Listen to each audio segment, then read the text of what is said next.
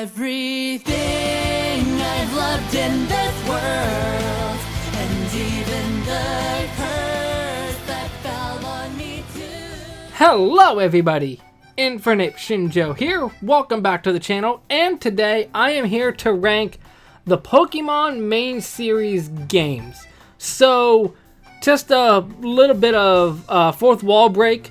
I'm watching the Champions League podcast with people like JPR, Lumia's trainer Zach, other people like that.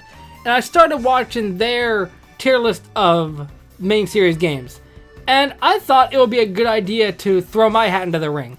I can't remember exactly why, but I initially recorded one about the main series games, but for some reason I didn't post it. I can only assume it's because it didn't include Legends Arceus, because when I recorded it, the game wasn't out, but I don't remember. But this is definitely going to be challenging because everybody has their own preference. So I'm not going to think too much on where I rank each one of these. I mean, I'm going to think to an extent, but I'm going to try and not let nostalgia get in my way. And I do have the NA tier down here for any game that I wouldn't play for some reason, which the only ones that really apply are Pokemon Green. I obviously have never played the game because it's only from the Japanese version, so I don't know if there's going to be much difference between that and Red and Blue, but I can't really rank that. So, Pokemon Red and Blue, I think the only fair thing is to put them in B tier. Because the way I see it is S tier is going to be for the very best games, which is going to be hard to come by. A tier, B tier, C tier, and D tier. So between these, B is a nice middle ground. And especially for a Gen 1 game, I'll put Yellow up there as well. It's hard to rank them because they're the first games and there's nothing else to go by. I think I'll put... Do I want to put Yellow above... You know what? Just for the anime aesthetic of it, I'm putting Yellow above Red and Blue. Besides the fact that you get Pikachu as your starter, you can also get all of the Kanto starters. There's probably different mons that you can get and some that you can't get, so that's going to be rough. But yeah, that's my piece on that. Gold and Silver. So, I technically played both. Silver was my very first game. I had a real-life Gold cartridge that I played, but I couldn't save the game. And since it's such an old game at this point anyway, I have to rely on the virtual console for it. I think as far as Gold and Silver go, I don't really want to do this, but I feel like it's only fair to put it in C tier. Because it's rough. Because obviously Johto nostalgia definitely blinds me to an extent.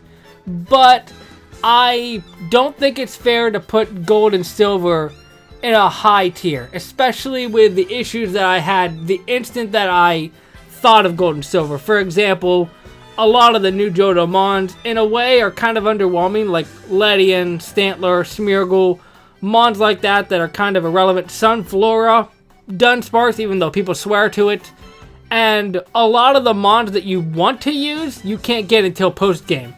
That just makes things a little bit rough. Crystal, I think Crystal changed enough to warrant a B tier. I know that they had animated sprites, they updated the story in a bit, but I can't think of anything else that they really did. For Ruby and Sapphire, I think they might actually go B tier as well. I'm trying to think if I put it higher than that or not. I think that's fair. Actually, yeah, I think that's fair. And then I think, just for the sole reason that Emerald is like Crystal in a way, just because Emerald is like Crystal in the same way that they both had animated sprites, they both worked on a story that was already established, I think that's fair. Although I think I'll put Emerald above Crystal, just to be fair. I might change my mind on this, but I think that's pretty solid. Fire Red and Leaf Green, that's hard because they definitely worked on the story a bit Not anything major, but they made it so you can catch Mons in the post-game part of it, and that was pretty cool. But I don't know if that's enough to make it different enough. I think I'm gonna put them just barely above red and blue, maybe. They're good. Actually, I might bump yellow down to put it in there. Fire Red and Leaf Green are good, but I don't, in good faith, see that I can put them in A tier. Not realistically. Diamond and Pearl. See, here I go again. Oh, also, something I didn't mention with Gold and Silver. The level curve is definitely steep. And fighting a Miltank in the third gym is a little bit rough. I think Diamond and Pearl are going to be C tier as well. I love Diamond and Pearl. Next to Gold and Silver, they're my favorite games. But I can't in good faith put them higher than that because the games run slower than a snail. You can't get a lot of the new evolutions until the post game. It's just a lot of issues. Even though I only mentioned like a couple. And Platinum, probably not a surprise to anybody. I'm going to put it in A tier. Honestly, I do kind of want to restart my Platinum playthrough, or my Platinum game, and play through it. It's just in my free time. I might do that. And actually, I think going to Heart Gold and Soul Silver next. I think they're going to go A as well, but just a very, very low A. Because even though I don't recall that they really fixed the level curve, I think that it's good enough, and the walking Pokemon thing, that really helped because people won't shut up about that. They did kind of help with encounters. Like, one thing that Diamond and Pearl, well, that's not really a good, I guess it is a kind of a good comparison. Diamond and Pearl had all these new evolutions, say, Dusknoir, for example. I don't even know if you can get Duskull or Dusclops before post-game, but then Heart Gold and Soul Silver. You can just shake trees, get Apom, evolve it into Ambipom, and everything's good.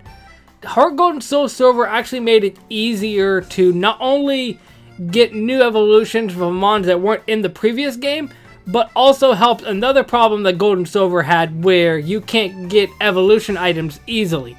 And that just made things a little bit rough. So now we're to Black and White.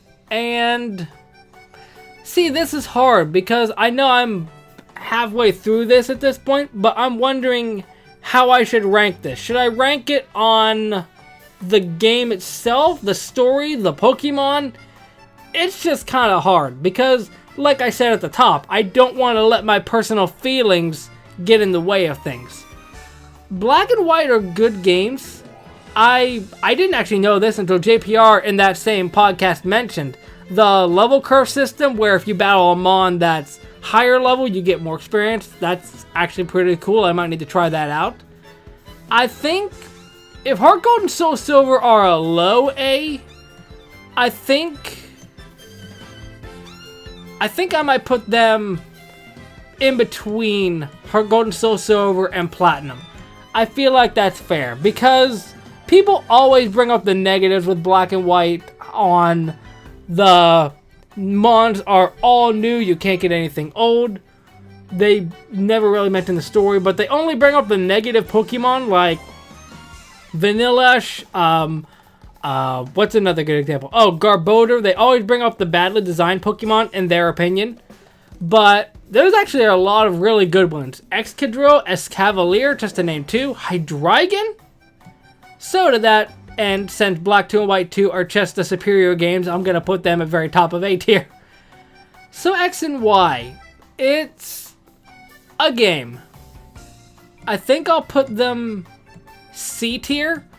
I don't really want to put them lower because if they wouldn't be games, then we wouldn't have Mega Evolution. I mean, we don't now, but we did at one point. If we didn't have X and Y, Mega Evolution wouldn't be a thing. The Fairy type wouldn't be a thing. I mean, it would be probably some other game, but, you know, whatever. Yeah, you get my point. Omega Ruby and Alpha Sapphire. Did they change enough from the original games and Emerald to deserve to be put higher. I think what I'm gonna do, I'll put it barely above Ruby and Sapphire, but below Emerald. Emerald's just a really good game, and even though Omega Ruby and Alpha Sapphire had stuff like the Mega Evolution and the Fairy type, obviously, they incorporated new elements from the stories, which is much more than I can say for another game coming up. But yeah, that's my thought. Sun and Moon, I actually really like Sun and Moon, but I think I'm gonna put them in C tier, right there. I would put them higher, but the fact that Ultra Sun and Ultra Moon came out right after, and that being the definitive way to play Alola, just makes Sun and Moon basically irrelevant. And because of that, I think I'm gonna put that, honestly, I think I'm gonna put it at the very top of B tier. Both Ultra Sun and Ultra Moon. The Necrozma fight, the Mimikyu fight was in the original game, but you get my drift. They actually made the battles challenging. And where Sun and Moon, they had a lot of new mons, in Ultras, you could get mons that were in the previous games. So that's just really cool. Let's Go is a game that I think it did some things that are cool. They incorporated Mega Evolution without having to use items because there are no held items. There were no abilities, and for a game like that, it's cool, but I don't want to leave this whole video without putting something in D tier, so I think it's going to have to be those games. They're not bad, they're really fun to an extent. The main issue that I have, and the issue that just supersedes everything, is to grind in the game, you have to capture Pokemon. And considering that the controls are just so wonky, I wasn't a fan of it personally. And for Sword and Shield, they are gonna go... See, it's hard because Sword and Shield are the only games with a DLC. The other ones don't have DLCs, so it's hard to compare. But I think that they... I'll start by putting them right here at the back of B tier. I might change that, but that's what I'm going with now. And Brilliant Diamond and Shining Pearl, I'm gonna put them... I think I'm actually gonna put them right above Gold and Silver. Just barely above the original games. Like I alluded to earlier, Omega Ruby and Alpha Sapphire incorporated Mega Evolution, Fairy typing, all these new mechanics. Diamond and Pearl was more or less a faithful remake, to a fault. It's not bad necessarily, but when people speculate on what the Sinnoh remakes are going to look like, and something like this happens, it just doesn't leave a good taste in their mouth. And that's probably partially based off of them, but it just wasn't a good experience in my opinion. It is definitely started on the trend of an easier Pokemon game, but considering that they just blindsided you with the Elite Four, it just wasn't fair in my opinion, and it just had to make you turn into a VGC player. Legends Arceus is gonna go A tier. Actually, I'm right there, yeah. So to round this off, I think it's gonna be those two and Platinum in S tier. I don't think that that's wild to imagine. Honestly, I would put Legends Arceus there, but since it's the most recent game, I don't really want to do that. And I think, taking one more look over this list, yeah, I think that's pretty fair. Let me know your list and if it's different from mine down below. But now I'm here to bring you a shorter tier list, a Pokemon anime one. This is the first one that I found, and just off rip, I'm deleting the very silly tier because just because something is silly doesn't necessarily mean it's bad. And considering I only have a handful of shows to rank, it's not gonna be that difficult to do. So I think I don't see myself putting anything in the bad tier. Yeah, good's fine. Let me change bad to an A. And just offhand right now, since I have the tier here, I'm putting Journeys there. It's not complete, so I don't feel it's safe or even fair to rank it, because it could go really great in the last half or it could be really horrible in the last half. There's no way of knowing. The only thing I would change is good to decent, but that doesn't really make much of a difference. So the original Pokemon, I think it's just going to be the baseline. Because the original Pokemon is the Indigo series, the Orange Islands, and Johto. I can only assume because Johto's not here. And the original series and Orange Islands are good, but the Johto just brings it down because there's a lot of filler in Johto, which I'm not the biggest fan of. And the Advanced series is going to go in great tier. I don't feel it's fair to put it in the same tier as the original because the Advanced series is good. It's actually very, very, very good. Ash is a more competent trainer. And on that note, I'm putting Down and Pearl up there as well because along the same lines, Ash is more of a competent trainer. And he actually really grows, especially with his rivalry with Paul. But then we get Black and White. To be quite honest, this is probably just my personal take. I'm going to put it above the original series. Just barely. Because while both of them have a lot of filler, because the original series had all the Johto, Black and White had the Decalore Islands, but just in my opinion, I prefer Black and White. I love the characters. The rivalries were really cool. The Pokemon were unique, at least the ones that they showed. I might be biased here, but I don't care.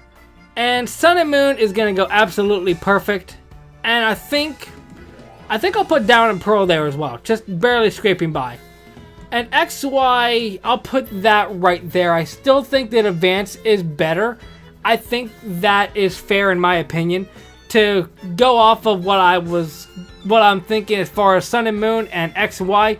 Sun and Moon had a great start, a great plot built up, a great conclusion. It kind of helps that the more recent episode of Journeys covered it, but it's just a really good story. And even though it's a lot more silly of a show, I don't personally mind that. And then we go to X and Y, which is in a way the complete opposite, because X and Y is a lot more serious and not as lighthearted compared to Sun and Moon. And I personally didn't like that. And I know people always say X and Y is the greatest. It's okay. I think my negative bias on it is partially because I never hear people shut up about Ash's Greninja, Ash getting with Serena. All those negative experiences are definitely influencing me. But just as a series, X and Y is good. The issues that I have is early XY. There's a couple of filler episodes. And of course, the league itself. A lot of battles with Ash get sidelined. But that's it for my tier list. Let me know yours down below. I'll be surprised to see if it's different from mine. And if you enjoy, hit that like button down below. Subscribe if you haven't. And I'll see you next time. Momentai.